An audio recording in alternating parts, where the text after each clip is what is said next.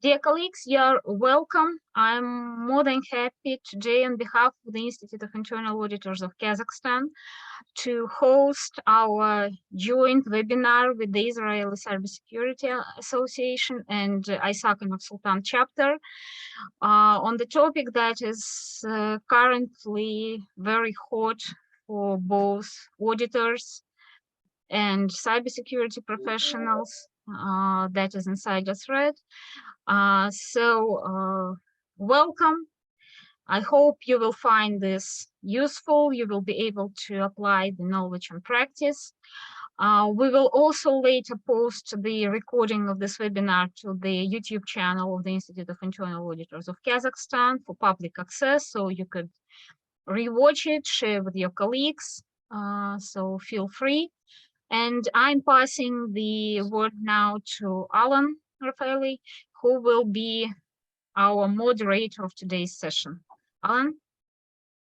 Yes, thank you. Thank you very much, Evgenia. Shalom, hello, everybody. Salamet Izbe. Welcome to the first Israeli-Kazakhstan Cybersecurity Alliance, together with the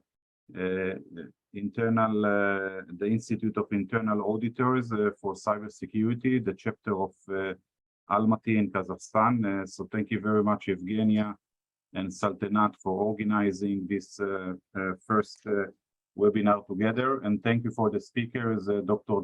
Movshovitz from Reveal Security, one of the leading and innovative cybersecurity vendor technology from Israel, that we are very proud to present you their cutting-edge solutions and technology. And shortly then, Dr. David Movshovitz will be the speakers. So the agenda for today is, after I will do my presentation, then Dr. David Movshovitz will present Reveal Security and the use case for the insider threats on the application layer. And then Mrs. Saltanat Mashirova will present as a CISO point of view. Will present also some use cases from her as an end user point of view. So please allow me to share my presentation, and in the end of the session of the two speakers, we will have a question and answer panel that I will moderate, and the audience will be free to ask a question as well at the end of the question and answer. So feel free to organize your question to each of the speakers, or for both of the speakers at the end of the session. Just a second.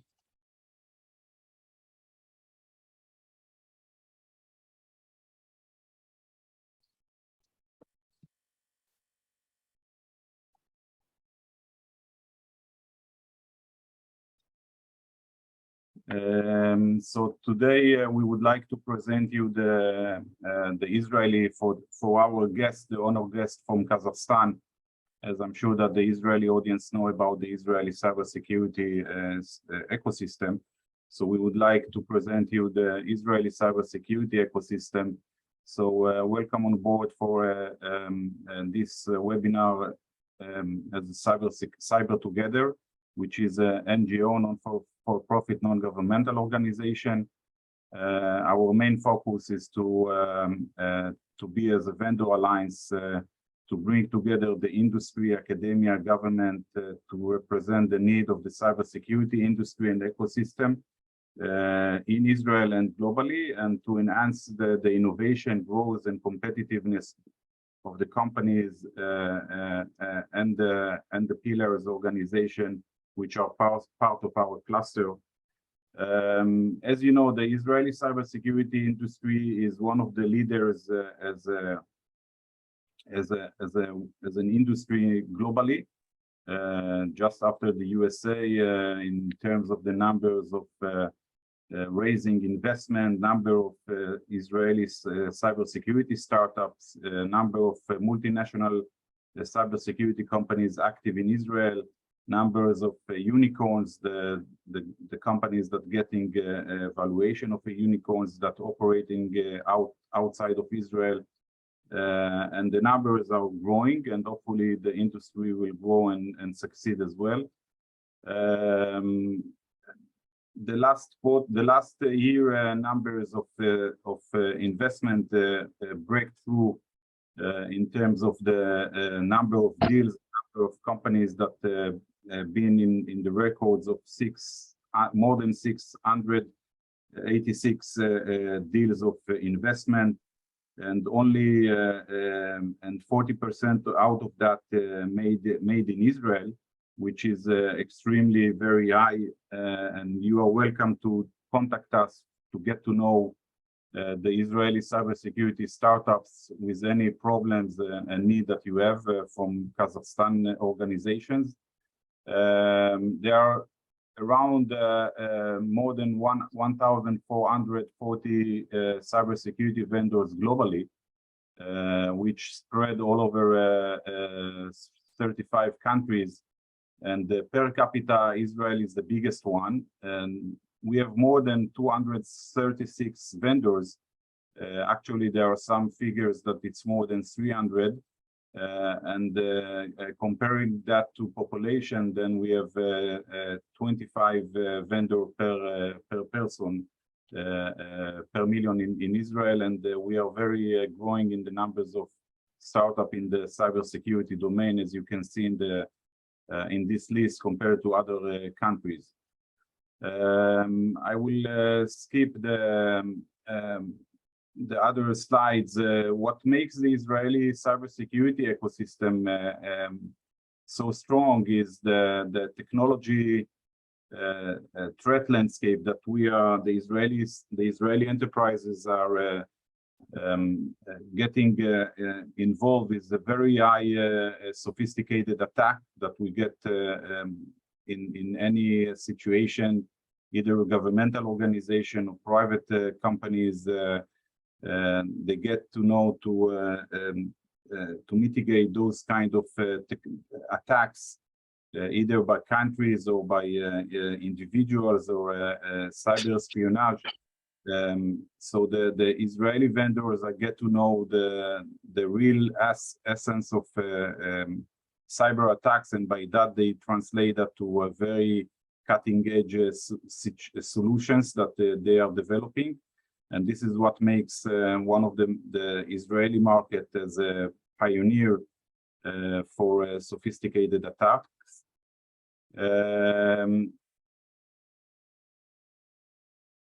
There are more than 50 companies founded each year on an annual basis in Israel, and those entrepreneurs and startup coming mainly from the IDF cyber unit.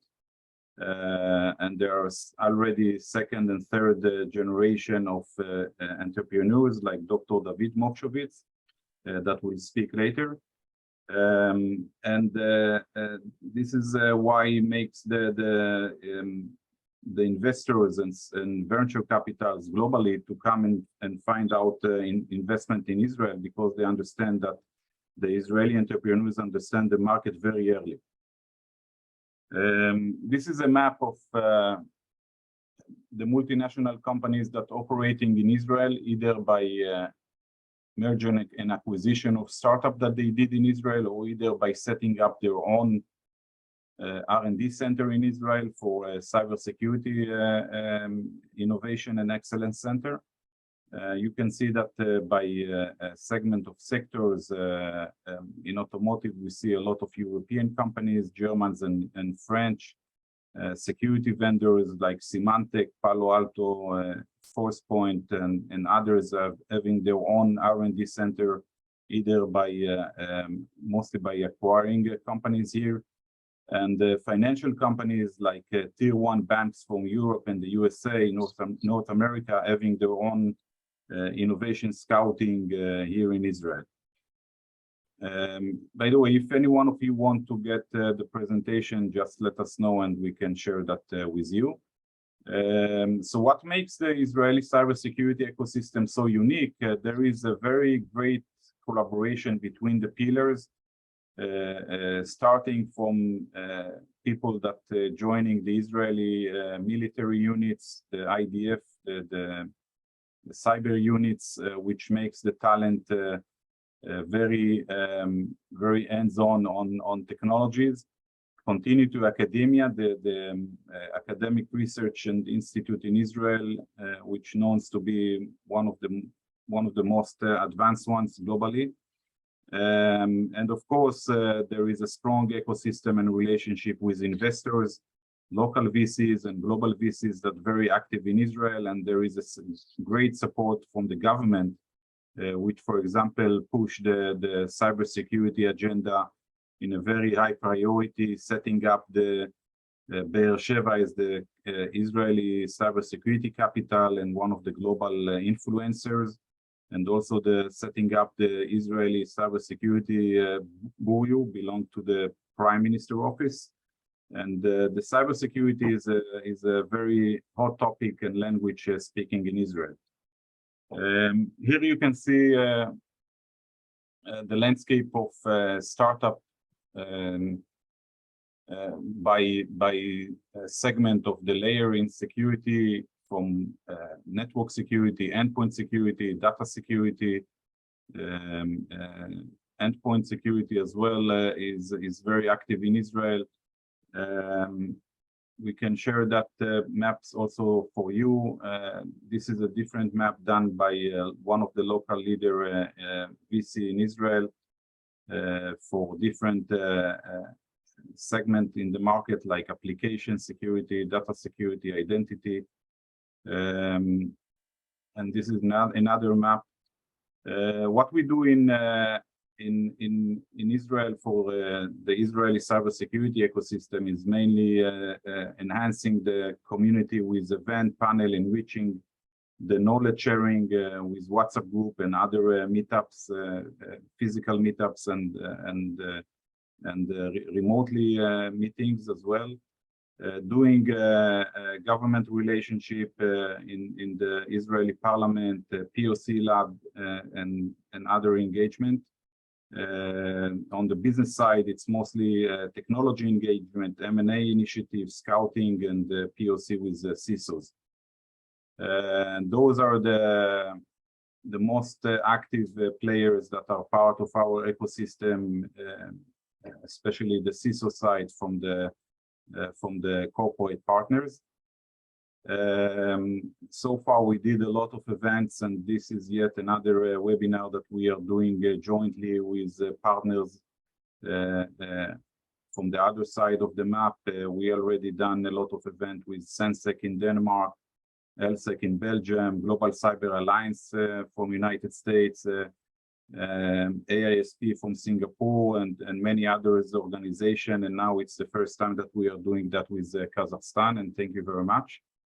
The team of Cyber Together, as you can see, we have the president and the chairman, which are very active in the cybersecurity for a long time.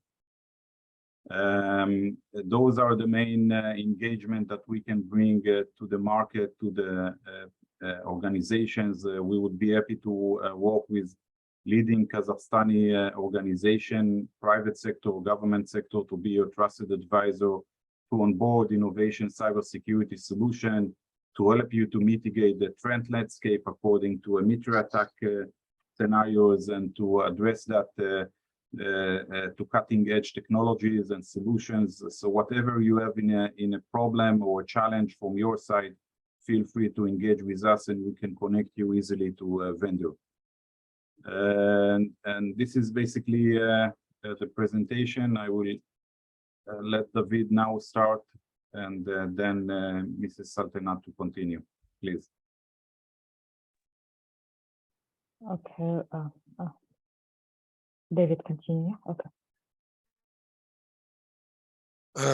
Good afternoon. You see my screen. You hear me well, I hope.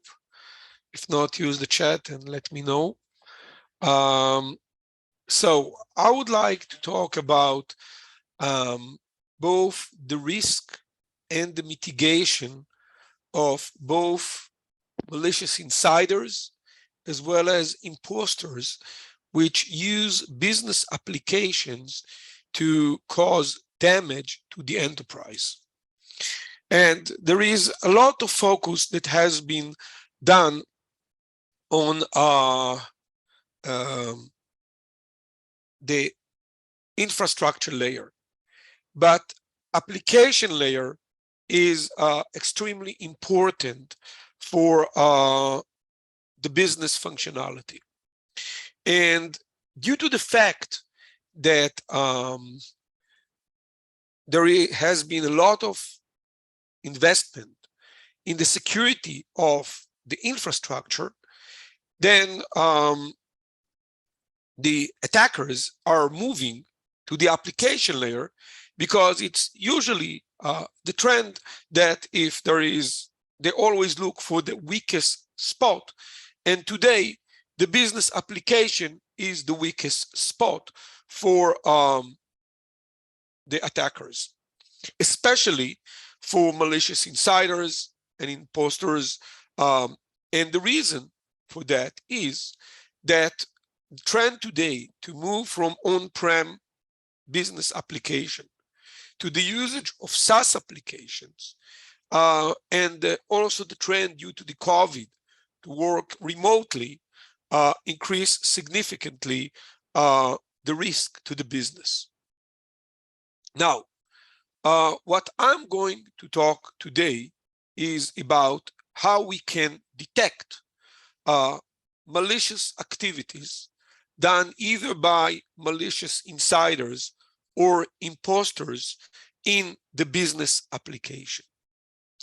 And what I would like to emphasize is the fact that even if you have very good prevention and detection solution to the infrastructure, to the network layer, to the device layer, even to the access layer, this is not going to protect you against malicious insiders, because they are connecting legally as authenticated users to the business application. In addition, the fact that today many businesses are using SaaS applications like Office 365, Google Workspace, Salesforce, Workday, ServiceNow, etc., as well as cloud services, mean that all these services are available via the internet. So anyone with legal credentials can log in and do whatever he wants.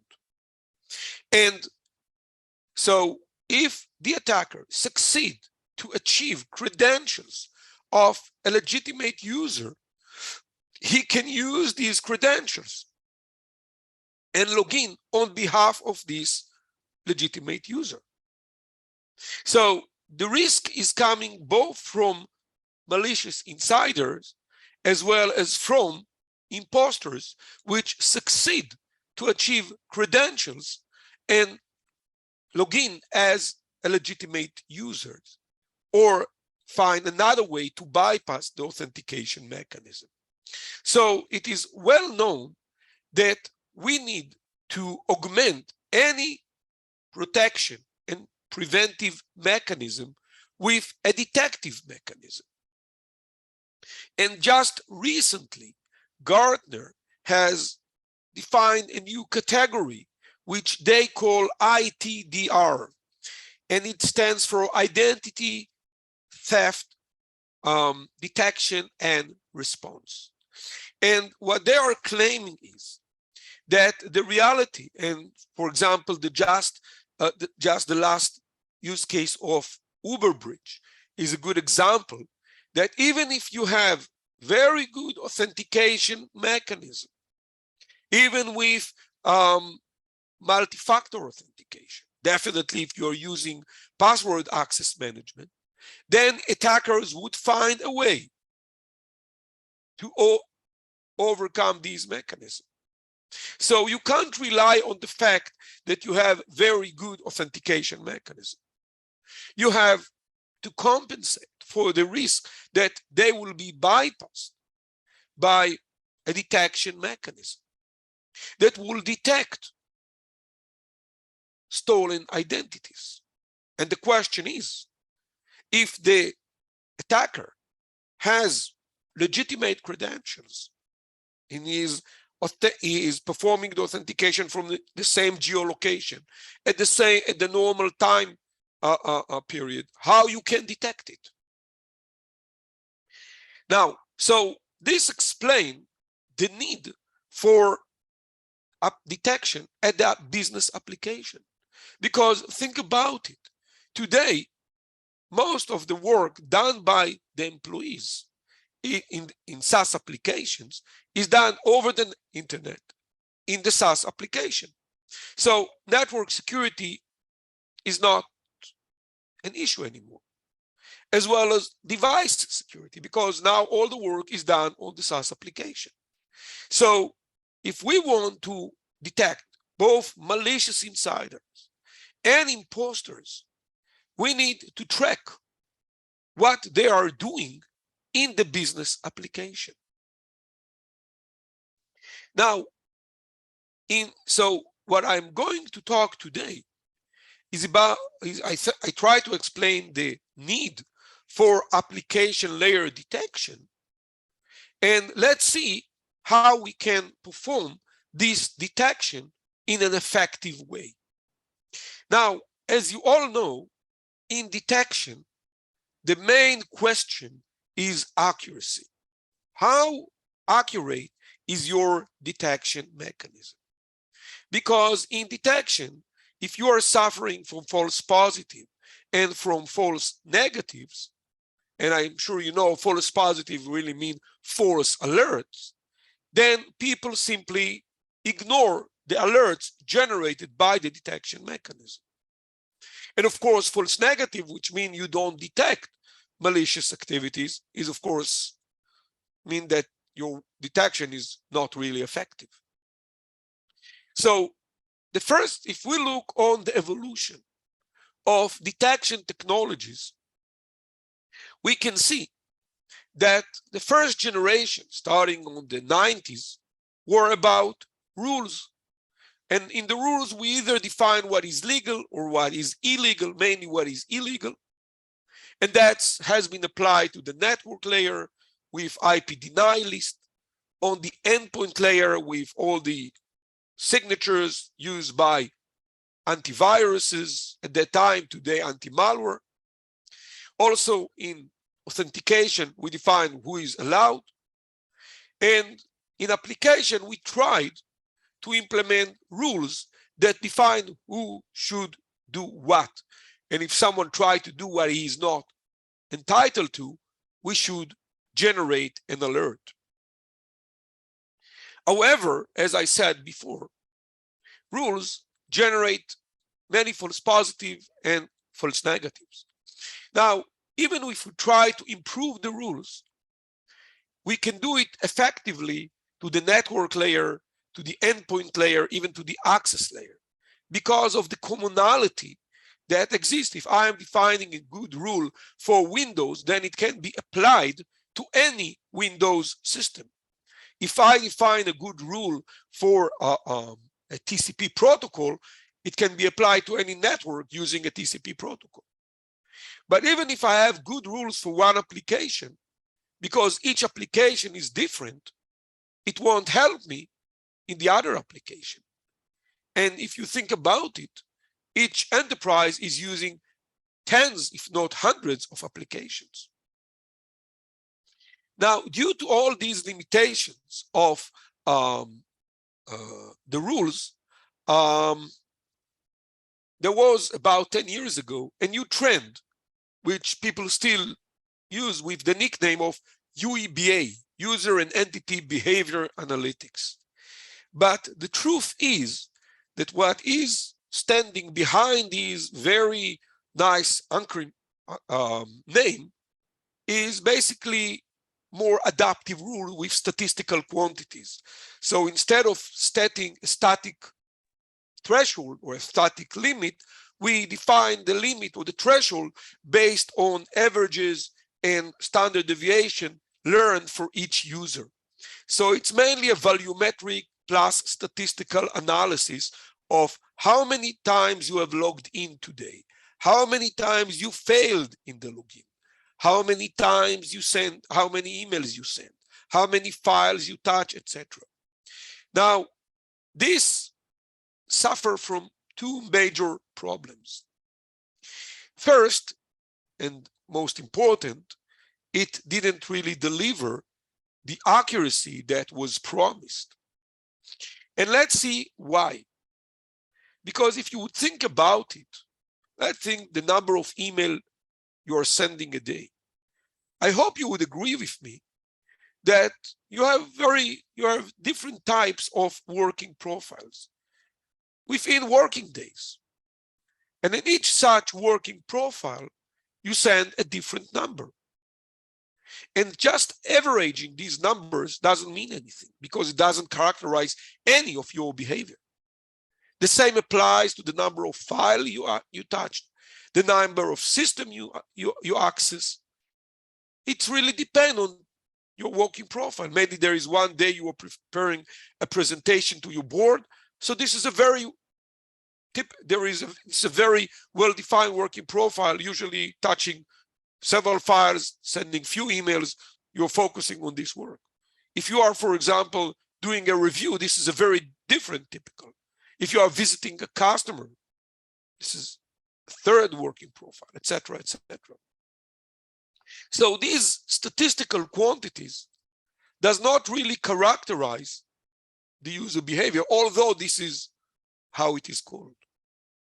And especially when we discuss applications, what the reality is that this has not been used in the application layer at all, because you have to define what quantities, what statistical quantities you measure.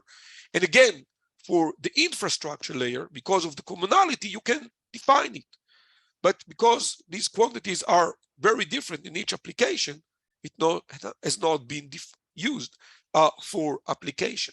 So the EBA is not really applicable at the application layer. It is at most applicable on the access layer, but the reality is that with all these custodies based on your EBA, people penetrate and bypass them easily. So the question is, okay, so how we can really accurately detect malicious activities at the application layer? Now, about 4 or 5 years ago, Cisco came with a new concept, saying, which Cisco is called Netflow. And Netflow is about the concept that we should not analyze single packets, looking for malicious packets, because, for example, there is many evasion techniques if you are just analyzing each packet by itself. But if we look on the entire sequence of packets, what they call the flow, the sequence of packets, then we can achieve much higher accuracy in the detection. And what we believe is that you should use the same idea at the application layer. You should really analyze the sequence of activities performed by the user at the application layer. And then, if you would learn the typical sequences, or what we call the typical journeys of users in business application, then you would know what is the normal behaviors. And there is no just one behavior, and there is no average behavior. There is no average journey. There are many typical journeys. If you would learn them, and they are very human character, they are very related to the human, then you can detect accurately abnormal sequences. And let me give you an example, just to give you the rationale behind that. When you are doing shopping in a grocery shop or a supermarket, without thinking about it, you are using a typical route to collect the products. And you may have more than one typical routes, but each of us has a typical routes, a set of typical routes. And even two people going to the same supermarket on the same time with the same list would pick the product differently. So let's assume that the supermarket want to track someone he is using not his own credit card. So let's assume that the supermarket learns for each user its typical route when he is buying products. If we succeed to learn all the typical routes for David, and then now someone else would come even with my credit card and pick the same product, because he won't pick them on the same, he won't use the same route when he pick the products, then the system, when this person would swipe the credit card, would check the current route versus David typical routes and would say, this is suspicious, because you're using David credit card, but you didn't follow any of the David typical routes. So something is suspicious about it. So what we claim is that to achieve accuracy, you need to look on the journey, not just the outcome, but the entire journey, and that would give us much higher accuracy. So if we translate it to the digital world, so we can do it using logs, audit logs, generated by the application. Most of the business application, definitely all the SaaS application, but also core business applications, generate audit log, which basically record all the activities defined by done by a user. So if we can take the time, the user ID, and the action ID or the activity ID, we can build sequences or journeys of activities performed by the user in an application session. So the journey is simply the set of activities performed by a user in an application session, and the session in application is a very clear concept, for example, from login to logout. So basically, even a simple audit log with just these three fields of user ID, time, and action ID is what we need. Now, of course, so we build these sequences, but we want a detection solution that would be agnostic to the meaning of these activities, because otherwise we would have to build a different model for each application. And as we said, there are many applications. So we need to find something that can be applied, I mean a detection model that can be applied to any application. And here, the fact that we are analyzing sequences is what enables us to do that, because we can characterize or analyze the features which are based on the sequencing. I mean, they are sequence-based features, and they are agnostic to the meaning of the activities performed during the journey. So this is the reason why we denote here the activities by numbers, because the detection mechanism that I am presenting is agnostic to the meaning of the activities. We just look on the fact that they are a sequence. And for every sequence, we can extract the list of activities, not their meaning, but simply their codes, for example, the order in which they have been performed. So 1 is coming after 4, and 7 is coming after 1, and 3 is after 7, etc. And the time difference between these activities. So these three features can be applied to any sequence, and they are fully agnostic to the meaning of the activities in the sequence. And that means that this detection model can be applied to any application log, a custom-built application, a SaaS application, and even cross-application.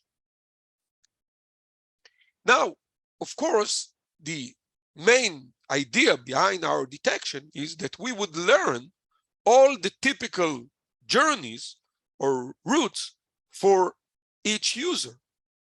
Now, of course, this can't be done manually. And here, for example, there are 12 sequences of 5 activities. And if we would have time, I would ask you, okay, guess what sequence is anomaly here? But of course, you may do it manually for 12, but what about 1,200, 12,000, or 12 millions, or even more than that?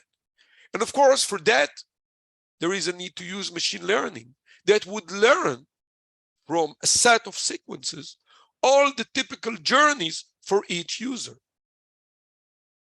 And here we can use clustering technology, because clustering is a technology that take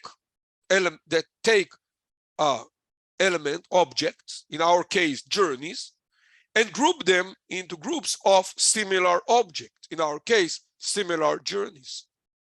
Now, this is nice in theory, because however, if you would look on all the clustering engine that exist in the market today, you would find that they are not accurate enough. They are accurate enough for marketing, but not for anomaly detection.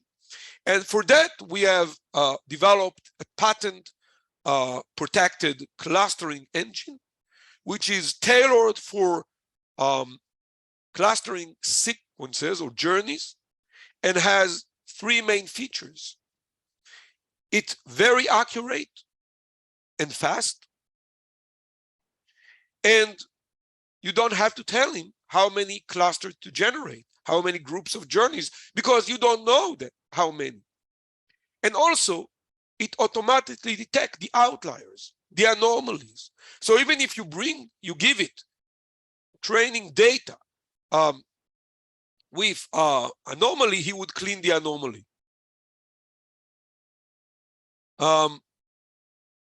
So if we have such a clustering, and as we said, we can learn for each user, it's to group his sequences, his journeys, and for each group of similar journeys, we will generate a typical journey. So for example, here we have learned for this user 3 typical journeys. And now when we would see this journey, this sequence, we would clearly see this is an anomaly. Why?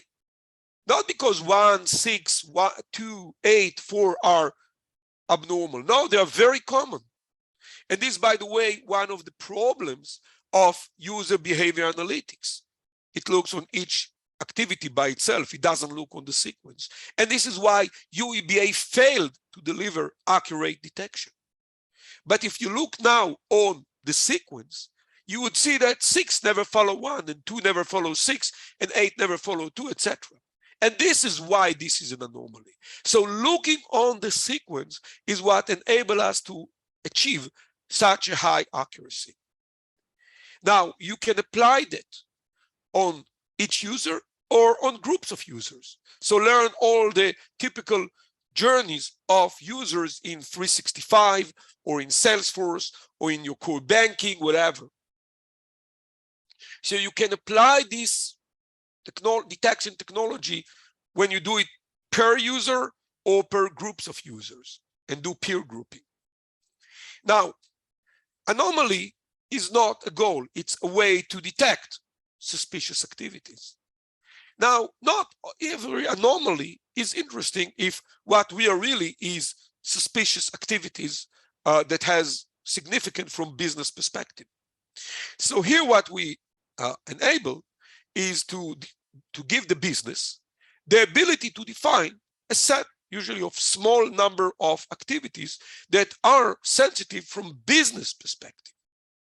And then you score the anomalies based on the sensitivity of the activities which are part of the anomaly.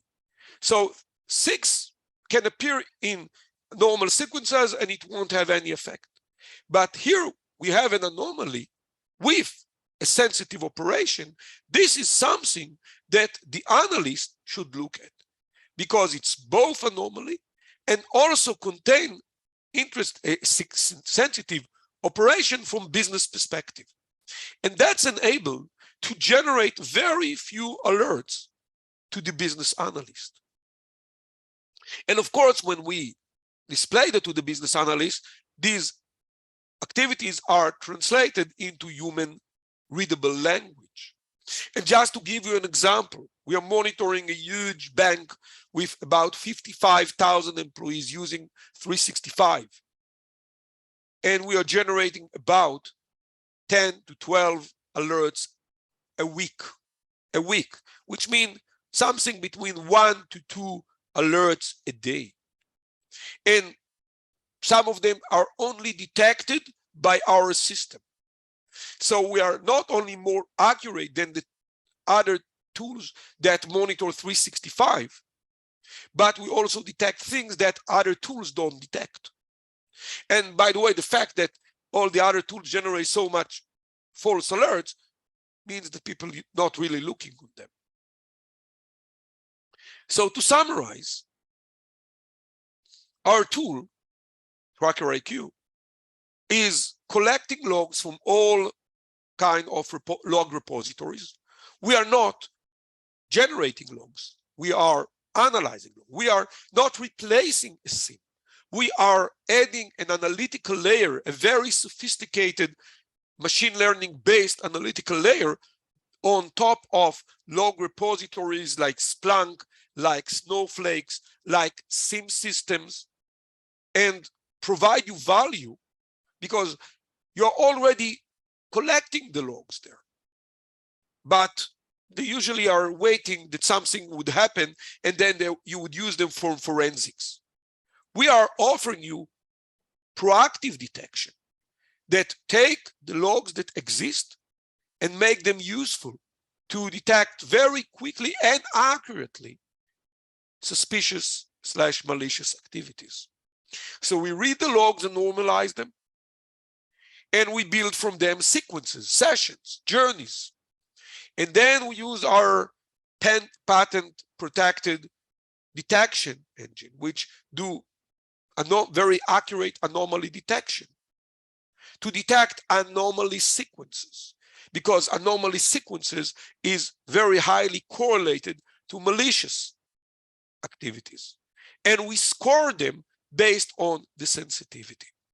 And of course, you can do it, apply that to custom built applications, and then usually the logs will be in these repositories, or to SaaS application, and then we can read the logs directly from the SaaS vendor using the SaaS vendor API because the logs are generated by the SaaS vendor.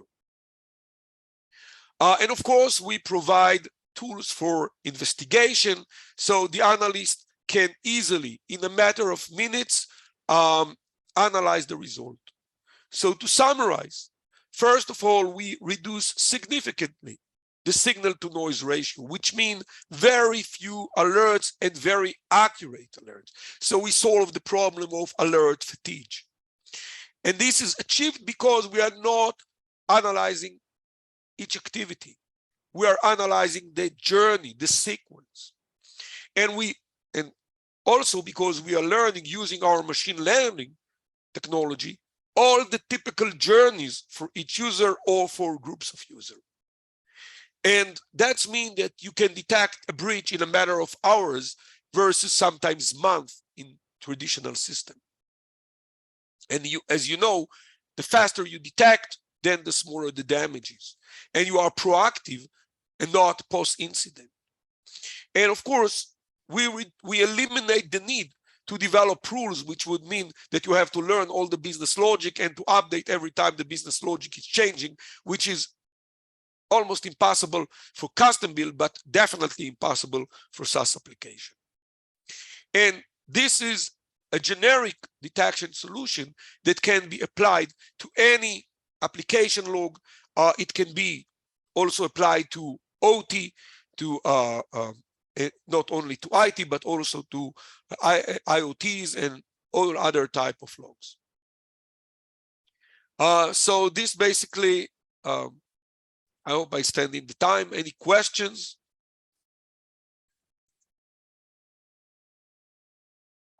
Before switching to Mrs. Saltanat, if there is any question to the presentation of David, you are welcome to share with us. I think it's in the chat, the question. Yes, there is one question in the chat. The question generally asks if there is a match between malicious pattern and the regular pattern. How is it possible to detect it? Because basically, if malicious actor knows the normal pattern, this malicious actor can act and download and obtain the information they're seeking. To the contrary, I believe. I can guess what you will do, but it's very hard for me to guess the order, the journey you would do in the application. This is very human. This is very human related. Every person has its own way of using the business application. And so the imposter won't be able to guess the exact journey I'm doing. Also, if I'm a malicious insider, if I have my own typical journeys and now I want to do something I shouldn't, that would mean deviation from my normal journey. So the abnormal journey is usually a very clear indication to malicious activity. One more question, David. We all know that CISOs usually are using XDR or EDR and reveal security as a pioneer vendor in the ADR, application detection and response. Can you please elaborate why XDR and EDR are not enough to mitigate user behavioral in the application layer, and how the ADR is the next generation of the detection and response for anomaly detection and response for user behavioral, mostly in the application layer, and why EDR and XDR is not enough or not sufficient enough? They are not enough because from the network perspective, you are doing a very normal, all your activities, all your requests are simply simply legal, because again, it's not replacing, it's augmenting. The NDR and the EDR has its own purposes to detect malicious activities at the network layer or at the device layer. But once you are working in the application, all your activities from the network perspective or the device perspective are fully normative, as well as even your access, because you're using legitimate credentials. So this is why nobody would detect it. And again, I would just mention that, look on the Uber case. I assume Uber has NDR and EDR, but still someone using social engineering succeed to get into the VPN, from there to get to some repository, get credential, connect to SaaS, and do whatever he wants. So it's not replacing, it's augmenting. Each layer needs its own detection solution. Thank you. Thank you. Any more questions from the audience to David? I don't see anything else in the chat at the moment. So we will. Can I ask? Can I ask David a question? Yes, please. David, can you do also a custom build application? Because you spoke a lot about SaaS application, but is it possible for you to do a custom build application, homegrown applications? Yes, of course. Thanks for the question. Can you give some examples or use cases? Yes. For example, we are monitoring core banking applications, core insurance applications, e-banking application. I mean, every application generate logs, and this is, by the way, where is also our strength, because for that nobody would develop a solution. I mean, this is usually where rules are the only solution, and rules are very hard to maintain and very costly. And our model usually replaces that and save the enterprise a lot of money to maintain these rules. So definitely this is a generic solution that works both for custom built application.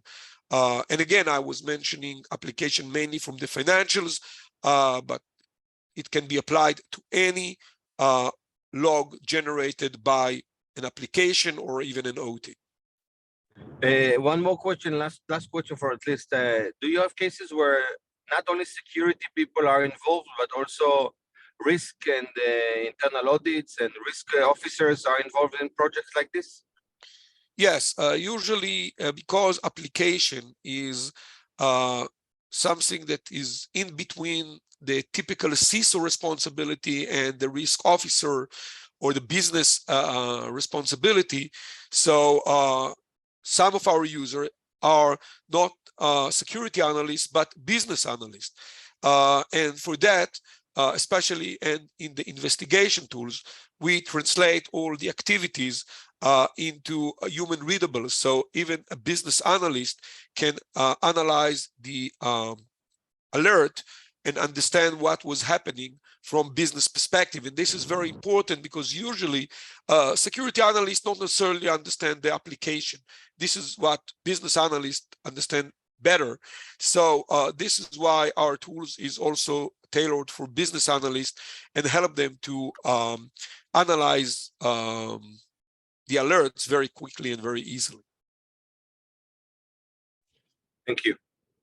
David, one more question. You know, the audience mostly are risk managers and internal audit risk managers. Can you share some use case? How can the risk managers and internal frauds, internal auditors can use your technology in some use cases? Yeah, for example, you know, especially when we talk about custom build, we all know that custom build applications are usually quite old, legacy type, and access control is not usually effectively implemented in these business, in these legacy applications. And as a result, this creates a risk. Now, this is a risk to the enterprise. Now, usually changing and trying to implement access control in legacy application is very problematic. And we all know that even for new application, access control is not well implemented. So our Tracker IQ as a detection is a compensation control that enables you first to see what people are doing, give you visibility, but especially let you see who is deviate. Now, not every anomaly is, by the way, malicious, but even the fact that if there is only very few alerts, and in many business applications we are talking few alerts a week or even few alerts a month, then the fact that the users are being monitored and they know they are monitored is a preventive control, because the fact that they know that they are a monitor would prevent them from doing so. And let me give you an example. We had a case. In this case, it was a post-mortem that we received historical logs of an insurance company that has suffered a fraud. Now, we analyzed the data and we found this was a 2 years data, historical logs. We found about 30 alerts, 6 of them related to the same person which committed the fraud. But what is interesting is the fact that we have shown them, and they was very surprised by that this person starting to perform abnormal activities about half a year before he committed a fraud. And it is very clear, again, in the post-mortem analysis, that he was simply trying to see if someone is monitoring what he is doing. It's quite clear that if at this stage he has been asked why you are doing that, and let's assume again no damage has happened at that stage, it was basically small deviation, but if he would have been asked about it, he won't commit the fraud. So detection, especially at the application layer, can be considered also as a preventive and a compensation control, usually to the fact that the access control is usually not well implemented. Yeah, and we have one more question from the audience. Nathan, would you like to ask this question? Nathan is the CISO of Movshovitz, which was acquired by Intel, and this is why he's asking about scalability. Nathan, if you can unmute yourself and ask the question, or if you want me to ask, Nathan asking about the scalability, David, 100 user, 100,000 user, and more than that. We are analyzing today custom portals with millions of users, tens of millions. So it has a scalable architecture that can handle any number of users. Okay. Okay. Saltanat, if you want to take the stage, if you can present yourself and you are ready to start the presentation, please. Thank you. Sure. So let me share first my screen. So I hope you can hear me well. You can see my screen. Yes. Okay. So Boker Tov to my Israel colleagues, and good morning and salam. My name is Saltanat Mashirova. So I work as an advanced cybersecurity architect at Honeywell. So mainly I'm based in Dubai. So my expertise is cybersecurity consultancy implementation, mainly in industrial control systems.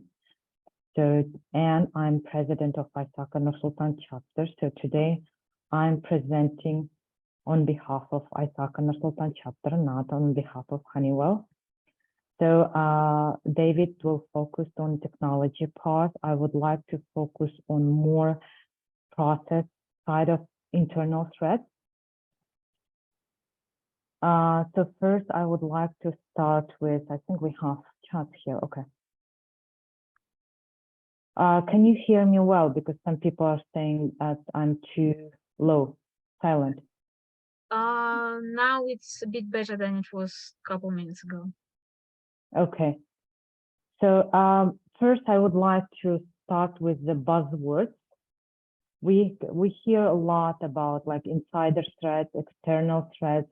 So when I explain, usually like we divide usually to insider threats and external threats. And external threats we usually consider as a script kiddies, as an advanced persistent threats, criminals, and so on and so forth.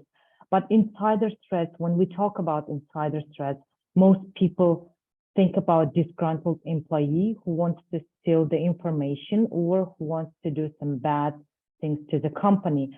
But to the insider threat, usually we include vendors as well, because currently companies rely heavily on vendors, and they have even on their company, the vendors support as a full-time worker.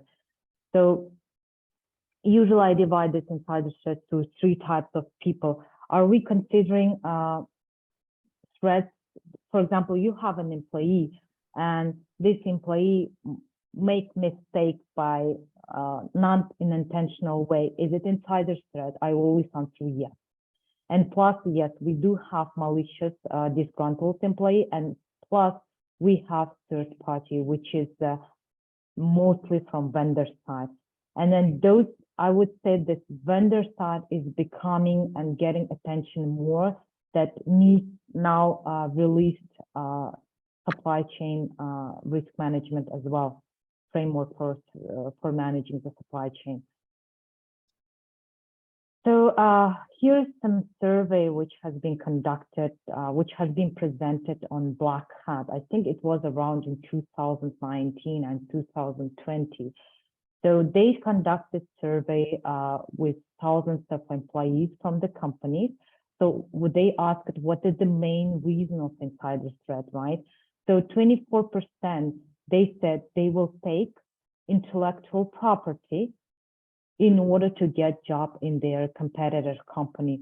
So if there have been incidents in Amazon and in Google, I think in Google, the one of the employees stole the self-driving car information and hand it over to another company. So the 24% of the insider threats, they want to take this IP in order to apply for the role.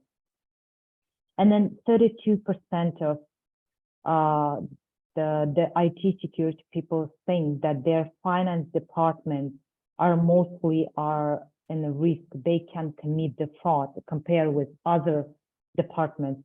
And then 74% of responders said it's all because of third-party access. And I think I would agree with that.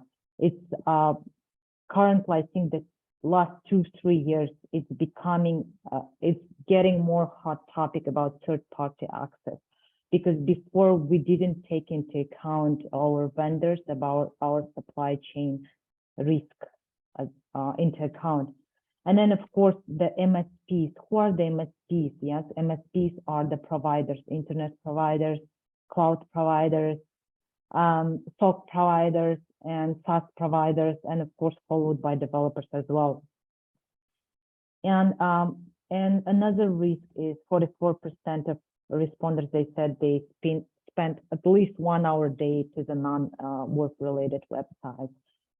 And of course, they do the browser social media sites as well. And here I would like to add as well, like a week ago, I was in Kazakhstan, I was on TV, and the main question was there about the phishing attacks, like people are calling to the citizens and saying, mostly to the old people, and saying you have this amount of money in your bank account, and you put this amount of money in that day, you transfer this amount to next day. So they were acting as a calling from the bank. The interesting thing here is that they knew the exact information about the bank transactions, bank information, deposit information, how much money they have, everything.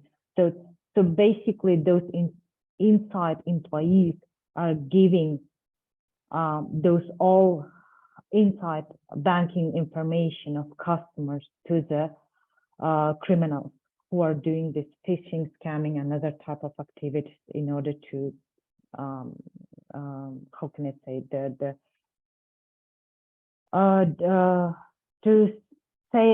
ask citizens to send the money basically to their account. So what is the main challenges of insider threats? So I work with customers a lot. So when we work with the customers, 90% we focus on external threats, like how we need to segment our network, how we need to protect our assets from external threats. So it's 10% maybe people start thinking about insider threats because of there is a reason for that, because we have a lot of challenges with that. First of all, it depends from the country, but a lot of countries, they have privacy regulations for behavior monitoring. So we say we need to monitor all the activities of the user, right? We need to make sure that we all know that which email is sending to what employees is doing, which website is browsing, but we need to take into account about privacy regulation, how far we can go with that. So I remember the one case that the employee sued their company because they violated their its privacy. And of course, time to maturity means like insider threats are not visible. They have legitimate access, and then let's take about SOC operations center, the people who are monitoring 24/7, they don't pay attention to the activities which the legitimate employee is doing. They mostly pay attention to the external threats. So we have a lot of challenges with that, but these are challenges I would like to stress out. These are two challenges that I would like to stress out. So we need to mitigate, right? That David touched on application side, how we need to utilize anomaly detection, basically artificial intelligence, to detect the user behavior, anomaly user behavior on time. But my this is the only one mitigation part, because we need to take, which I always tell to the customers, like, we need to look at holistically. So if we're utilizing application, let's say anomaly detection, we need to have people who maintain it. Let's say last month I met with one customer. Last year they implemented state-of-the-art technology like anomaly detection, artificial intelligence. They implemented everything and they're getting a lot of alerts, but they forgot one thing. They didn't build the process for that technology, and they didn't train people, their people, for that. And third, they didn't allocate the resources who can monitor, detect, and take action according to that. And I've seen that they were showing me mobile phones. See, I'm receiving like 20, 30 alerts per day, but I have other tasks to do, so I just put it on mute. So this is what I say. It's good to implement good technology, but you need to make sure you have process, you have trained people, and you have dedicated resources for that. So where to start with insider threat mitigation? Of course, it all starts from asset inventory. When I say asset inventory, asset means basically the value which has to your organization, right? We need to inventory mostly intangible and intangible assets as well. So which means when we inventory assets, we need to classify it. I have from my experience, one case. So I did categorize assets. For example, I was the responsible who monitor the DLP technology, yeah, for DLP technology. So I needed to allocate my resources wisely, which means that I needed to classify assets. So this financial information or the strategy of the company is critical. So I put this information as a critical and put here if employee sending this information to his Gmail account or transferring to the USB, and I will get the high severe alert, and then I will take priority action. Whereas, for example, the assets which is classified public or which is classified low critical, the employee sending to its Gmail account, I don't need to put my attention to that, and I don't need to put my resource and priority for that. So I had an incident like employee sent the company's strategy, which were not disclosed, to the Gmail account, which then I got the severe alert, and then we took the priority action. So it's very important to make the asset inventory, make a classification. So if there is a high classified asset, you want to put the severe alert and then make priority action. And then once you do the classification asset inventory, of course, you assign information owners and custodians. And when you do classify that, you usually classify sitting with the information owners usually. Why we do that? Because we want to make sure that it's not only about assigning severity alerts or priority, but it's also about what kind of access people will have for that. Like for the critical assets, we don't want to have all employees to have access for that. Whereas internal, let's say, if the asset which has classified internal means it's accessible everyone to every employee. So we can have access management open to all employees, but the critical ones is only for the legitimate users. Then the third one, which I have encountered in my experience, when we implement security controls, we want to make sure that it's not interfering employees' ability to perform a job, because currently employees have a lot of tasks to do, and we all work in agile mode currently, which means we need to quickly perform our job, and we don't want our security to interfere with our regular job tasks, because they will find the get around. Let's say you put 15 the password 15 length with symbols and with others, and then it locks out every 5 minutes, which starts frustrating employee, and then employee just switch to its own personal maybe computer in order to perform the task. Network file shares, manage that.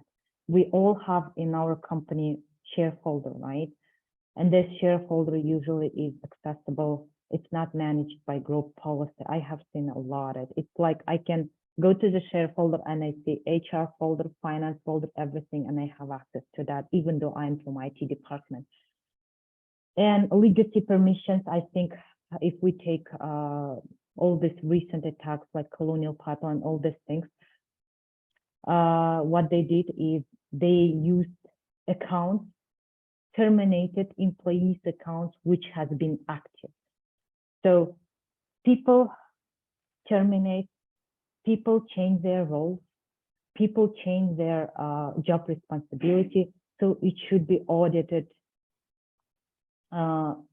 periodically. So you need to have provisioning in deprovisioning process clearly written and put a responsibility who is doing that. Because in my experience, usually it might be reviewed once a year, it might not be usually. And control data portability means right now with this, as David mentioned, with Microsoft Office 365, we all have access to our emails from the phone. So I can give you an example from my Honeywell company. Yeah? I cannot access OneDrive or email if I don't give from my phone, unless I give permission Honeywell to manage my personal phone. So this is, you have to take care of that. If company is giving access to email to from whatever device they want, employees, you have to manage that. You have to get access, get the permission to access their phone and manage it, which means you lose basically your privacy. Implement change control. What I mean by implement change control means I usually think about change control for software development lifecycle. Currently with the agile methodology, usually developers might implement backdoors. It might be in a malicious purpose, and it might not. It might be to make their job easier. So by change control, you have to make sure that you review each change that it's not violating the security policy. And of course, enable logging and monitoring. When you enable logging, first you need to enable and you need to put the retention policy. As far as I know, most software comes with 90 days, but it's not enough. Usually it is 6 months at least, and I have seen in more mature organization, it is 7 years. And least privilege and separation of duties is very important, which people don't take it seriously. So you need to give your employee access only to perform their job. Let's say even if you have network system administrator or any IT guy, they don't do maintenance, upgrade, or anything every day. So you have to make sure you only give this admin access for 1 hour to do maintenance and disable that access, and then network engineer continue with their least privilege access. And separation of duties, of course, when you, let's say you're sending a money, you send the money and somebody needs to approve it. And here I forgot to add, it's not practiced, but I'm not sure in Israel it's practiced or not, but in Kazakhstan, as far as I'm aware, it's not practiced, mandatory vacation. So you come to the employee and then say, tomorrow you have to take mandatory vacation for 2 weeks. And then you bring up another employee to make sure whether the fraudulent activity is happening or not. Usually people, if they're doing fraudulent activities, they get reluctant. They say, oh, I'm not ready to take vacation, and so on and so forth. We still have time, yeah? So basically, you need to make sure that to look for common warning signs of a breach, like erratic access, excessive access. Just give an example.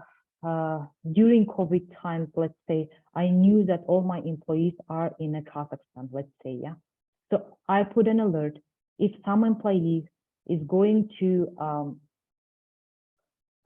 access to this information from out of the country or from out of this different location, I get the alert. And I know the baseline behavior of each user and baseline behavior of the traffic. From 9 to 5, we have this traffic is going on. So you have to make sure that you monitor your baseline behavior. Do you have off-peak access and so on and so forth. And of course, personal science. So basically, I always say that humans are the weakest link, but in incident detecting, usually our humans are the first one who detects abnormal behaviors. So usually when you see the person who is acting unusual, like let's say when you approach the person logging out quickly its laptop or walking, going to the places where it's not supposed to do. So all this behavior usually gives early signs of the insider threat. But in a conclusion, I would like to say it is hard to detect insider threat. Artificial intelligence, all this application, it helps us to detect early, to prevent it, but you need the knowledgeable people, intelligent people who can take this alert, who can tune this alert, and then make appropriate action. If you have questions, you're welcome to ask. Okay, I think I'm here done.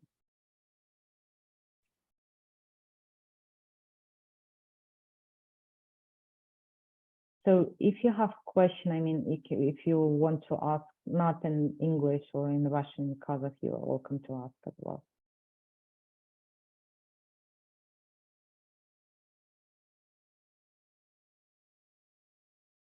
Any question for the audience to the presentation of Saltanat?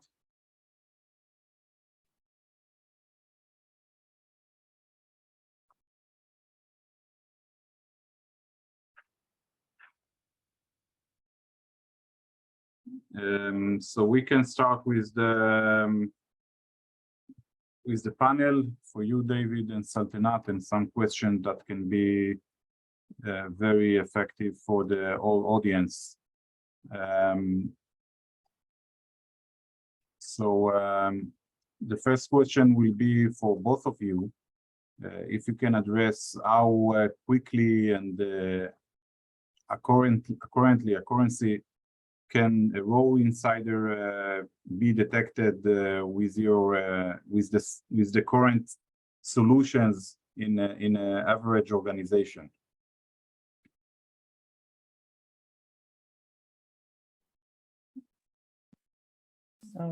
I can quickly answer. I mean, my answer will be short. It depends from your security awareness training. So if you have security awareness training very regularly with your users, they can help you with the detection. And of course, if you have right tools like with artificial intelligence, if you have both, you can detect quickly. If you don't have both, of course, it might not get undetected. And I just want to give you an example about, it's not about, it might be insider threat, but it's not related, about phishing campaign. It was energy industry from Israel. We had a very good discussion. So they conducted phishing campaign for 2 years. After 2 years, they achieved it of 0 clicking rate. So the same thing I always say, security awareness training helps you detect quickly. If I may add, of course, security awareness would help. Phishing, definitely again phishing, but we do know that imposter has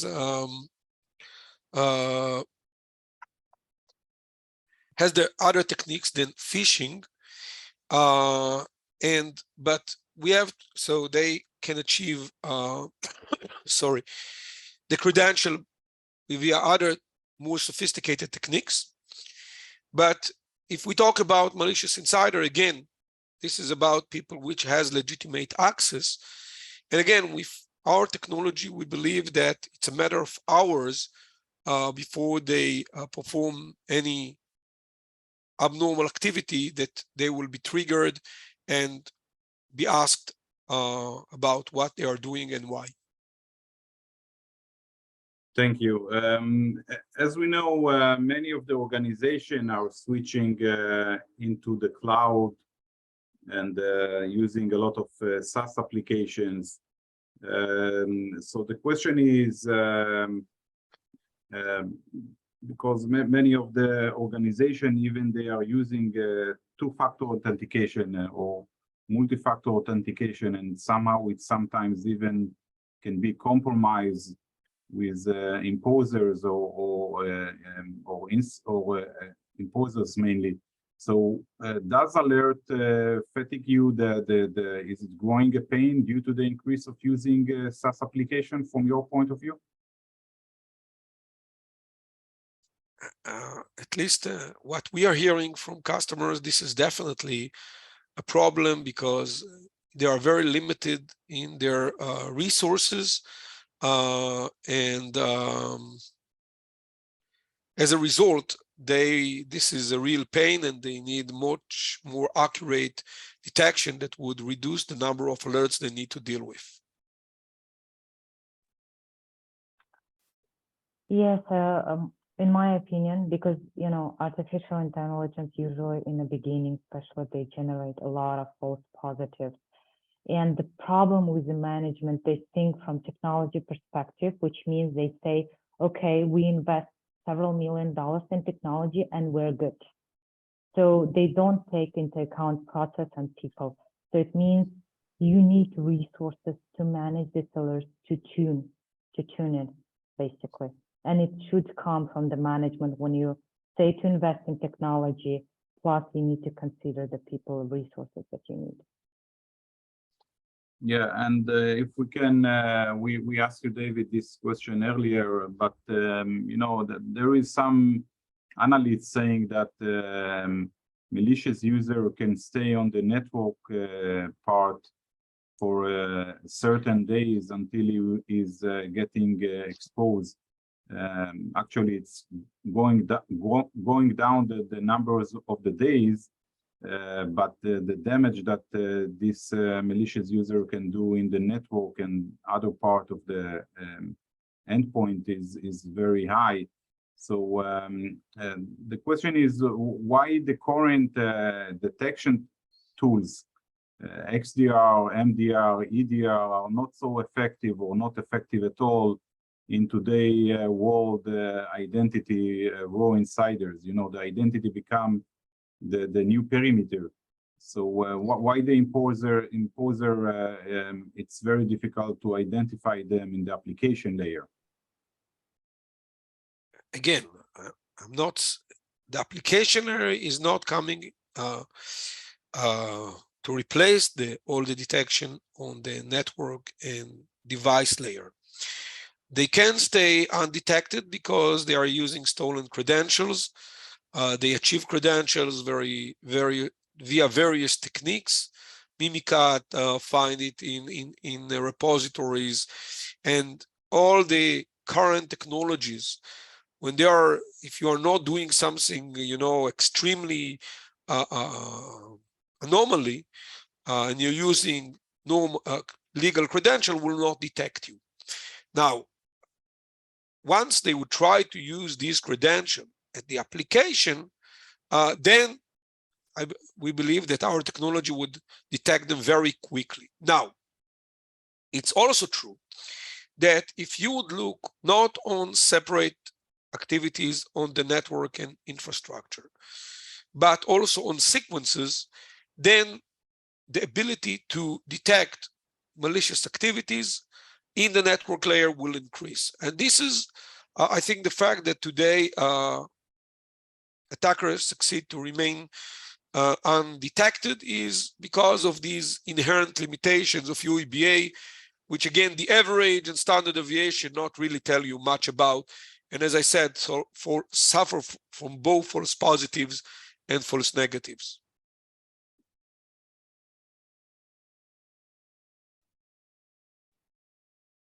Oh, okay. My expertise currently my expertise in OT network. So basically, In OT network compared with IT, it's very deterministic because IT is very dynamic. People are browsing so much internet, so much activities are happening, email, website, and so on. In OT, it's usually the POC is talking with physical, with the sensors, or the HMI is talking with POC. So basically, it's very, very deterministic. So in OT environment, if you establish the network baseline and if you keep monitoring, it's easy to detect anomalies. So when you have some POC or from HMI sending commands to POC, not today, or let's say at that time, it's easy to detect. So that's why I always say it's very, very important to establish baseline first, and then you start monitoring from that. And of course, in network, in IT is the same. If you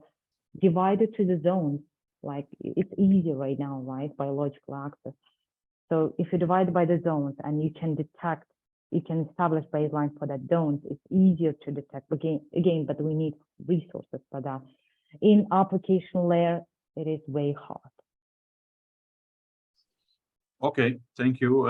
Saltanat, this question first for you. If you can describe the difference between an active and the passive insider threats, especially in the OT infrastructure.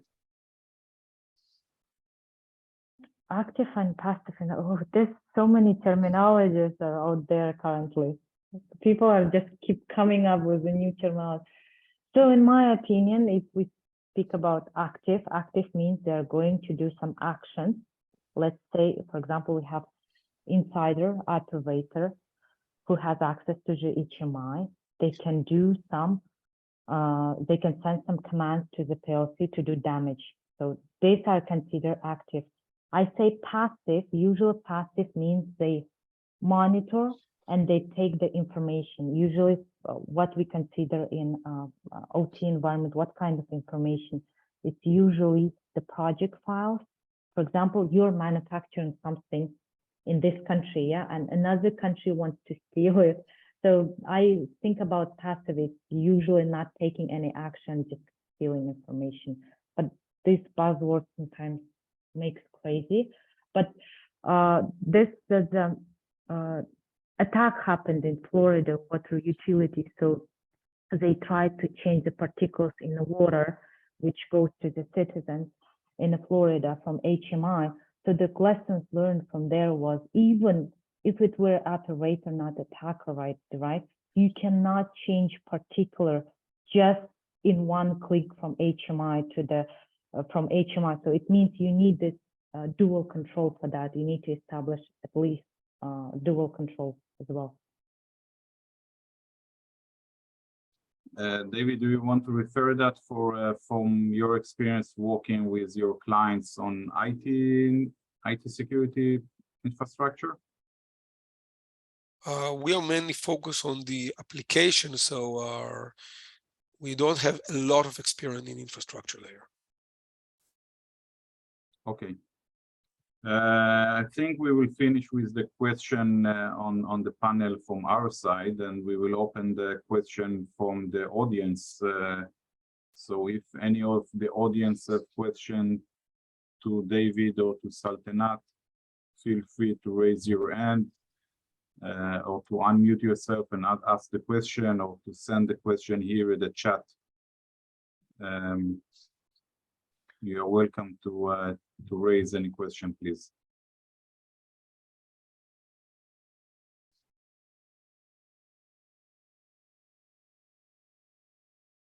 So if there is no any further question, we would like to conclude the event, the webinar, and we would like to thank you both, David and Saltanat, for being our speakers. And very honored to have our guests from Israel and from Kazakhstan. And hopefully we can plan for a second webinar for the Israel-Kazakhstan Cybersecurity Alliance. Evgenia, do you want to add anything else, please? Yes, I also wanted to thank and you, Alon, for proposing this webinar in the series, and to ask both David and Saltanat for their contribution to the development and understanding on the topic. I think this was very enlightening, very useful. I really appreciate the contribution. Look forward for further events if we can make it series. So thank you once again from our side. We can share with you the presentation, and also we can send you the recorded session. Yes, a recorded session. The video will be posted on the YouTube channel of the Institute of Internal Auditors of Kazakhstan. We will share the link with you, and we will share the link with members, so you can also share through your channels. We will share through our channels the link to access the presentations for the members of the Institute of Internal Auditors. We hope the speakers can share them. We will share through our closed resources for members only, but we can also find a way to add the link to the repository with presentations to the description of the video on the YouTube channel if we had to save it there. We can discuss it later offline. Thank you, everybody, and have a good day. Thank you. Thank you.